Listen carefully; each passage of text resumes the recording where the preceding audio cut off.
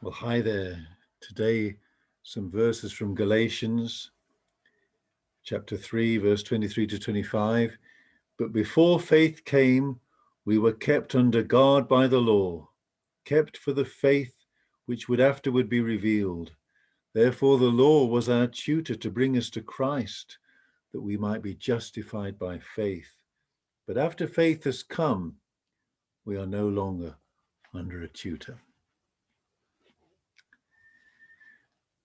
This, by the way, you'll recognize from what I say today, you'll recognize the influence of Vicky. This is really Vicky's. There are many spiritual lessons to be learned from the things we see in creation. The example I'm going to give now illustrates the difference between a life lived under the rules and regulations of the law and the life of grace given by Christ.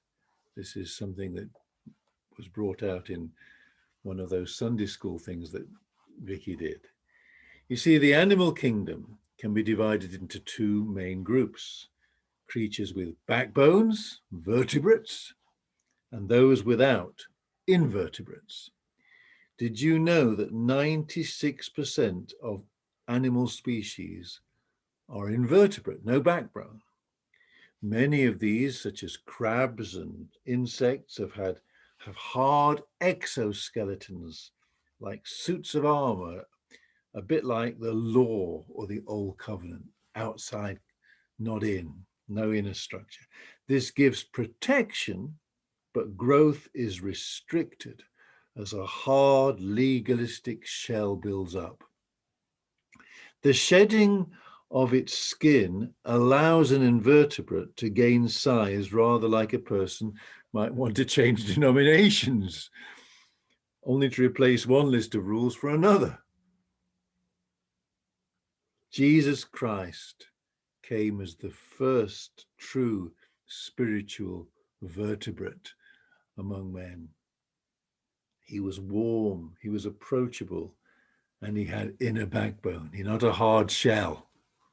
There was no rigid inflexibility in his nature. Rather, he came to show us the liberated life of one in heart relationship with the Father. He never built up a framework of rules and laws, but instead promoted the true movement, free movement and growth that comes with an inner structure, a backbone.